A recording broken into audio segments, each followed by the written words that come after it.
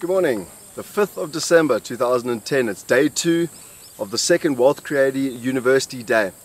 Now, it's an absolute magnificent morning here. I mean, just look at this view behind me. You can actually see the gazebo in the background there with all the students having breakfast, all excited and ready to go for day 2. Now, I've already done this course, but I wanted to take the 5 things that I learned when I did it the second time, and they were a little bit more unique and a little bit deeper that I needed to concentrate to find them. But for me, the first one was that everything comes from a thought. Now, when you think about it, Shumba's Rest, Wealth Creators University, the entire concept came from one thought. But what a true wealth creator does is they take that thought, they turn it into words, they turn those words into action, and ultimately those actions get turned into their results and then their destiny. And you know, whatever you do, whatever your thoughts are, you need to be able to turn those thoughts into results and ultimately into wealth. The next thing I learned was the 3 steps of wealth. And this is pretty simple, but a lot of people don't get it right. Firstly, you've got to create it. Secondly, you've got to preserve it, because once you create it, it's very easy to lose wealth and there'll be a lot of people coming after you for your wealth. And then thirdly, you've got to enjoy it and you've got to have fun. And that's really, you know, the essence of what you're looking to achieve. But you've got to have the discipline in the beginning to both create it and preserve it. And then the third thing I found very interesting was that Hannes actually said more people are fearful of success. Now, that doesn't really make any sense to me. But when you think about it, it's true, because people are in their ways, they're in their environment, they've got their friends, they've got their family, and they're scared that if they get successful, they're going to lose those friends, they're going to lose those family members. And Hannes went on further to ask a question. He said, who are your top 5 friends? And are they wealthier than you? Or are you wealthier than them? And the problem is that if you're the wealthiest one of your top 5 friends, they are not driving you, they are not inspiring you, they are not teaching you. And you really need to look at who you're hanging out with in your objective to get successful. If you're with 5 people that are a lot more wealthier than you, they are going to inspire you to get to another level.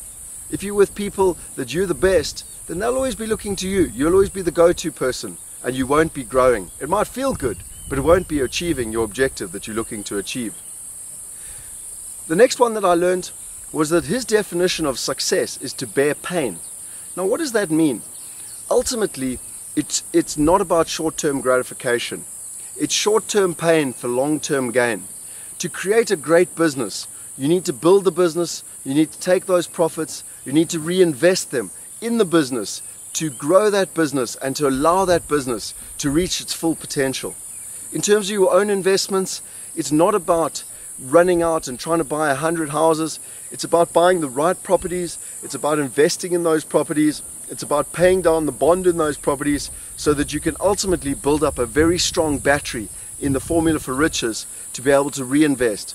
But you need to be able to take that short-term pain. You need to get rid of your debt, and most importantly, you need to live below your means so that you've got a surplus to be able to invest and not try and live the high life now.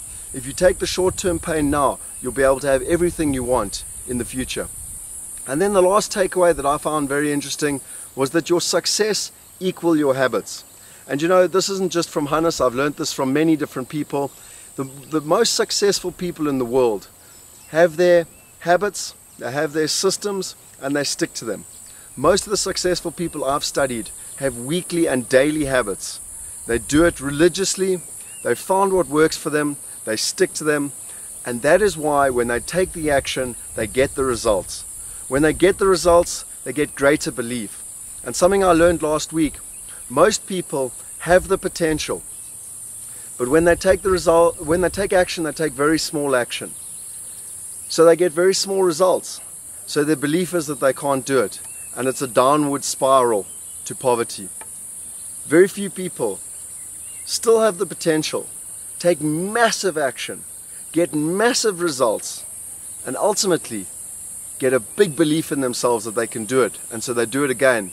And it's an upward spiral to success, happiness, money, financial freedom, and everything else that you are looking for in your life.